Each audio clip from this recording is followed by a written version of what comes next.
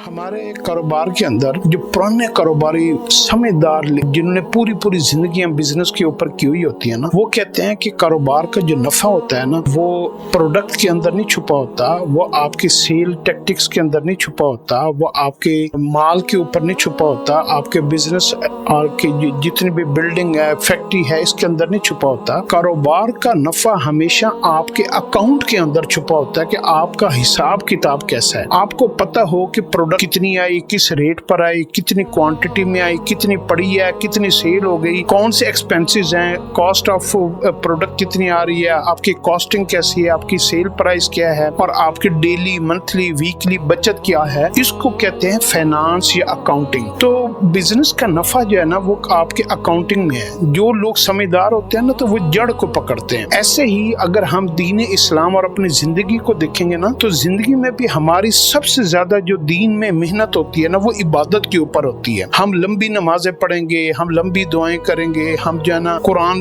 پورا پڑھ لیں گے، ہم اور بھی بہت سارے بڑے حج کریں گے، بڑی محنت مشقت والا عمروں پہ چلے جائیں گے۔ عبادت کے اوپر دنیا میں سب سے زیادہ محنت ہو رہی ہے۔ اگر کوئی دین کے اوپر چلنے والا ہے، وہ یہ سمجھتا ہے کہ میں حق کے اوپر ہوں۔ حالانکہ کوئی بھی مسلمان ایسا نہیں ہے، مومن ایسا نہیں ہے جو کوئی ایسی عبادت کر سکے جو اللہ کی شان ہو، اس کی عظمت، اس کی بڑائی، اس کی حمد و ثنا اور اس کی کبریائی کو میٹ کرتی ہو، اس کے مطابق ہو۔ تو عبادت میں ہمیشہ خامی ہوگی، کمی کوتاہی ہوگی، کمزوری ہوگی۔ اس کے مقابلے میں ایک چیز اسلام نے ہمیں اور دیا، اور اس طرف شیطان اور ہمارا نفس دھیان نہیں جانے دیتا، اور ہم اس کے اوپر محنت نہیں کرتے۔ ہم عبادتوں کے اوپر بہت محنت کرتے ہیں، اور وہ ہے ندامت، شرمندگی، توبہ، استغفار، معافی۔ تو جو ندامتیں ہوتی ہیں نا، کہتے ہیں کہ وہ ہمیشہ اللہ کے ہاں قبول کر لی جاتی ہیں۔ آپ سے جتنا بھی بڑا جرم ہو جائے نا، تو آپ پنچایت میں لوگوں کے سامنے جا کر اس سے معافی مانگ لیں، گھر میں جا کر آپ اپنے دشمن کے پاؤں میں پڑ جائیں، تو بڑے سے بڑے جو ہے نا مخالفت والے لوگ بھی کہتے ہیں یار تم میرے گھر پر چل کے آ گئے ہو، اپنی عورتوں کو لے آئے ہو، بچوں کو لے آئے ہو، تو ہم تمہیں معاف کر دیتے ہیں۔ یونس علیہ السلام کی قوم کے اوپر جب عذاب آیا نا، تو ان کے بڑوں نے نا بڑا سمجھداری کا ثبوت دیا کہ وہ سارے بچوں کو،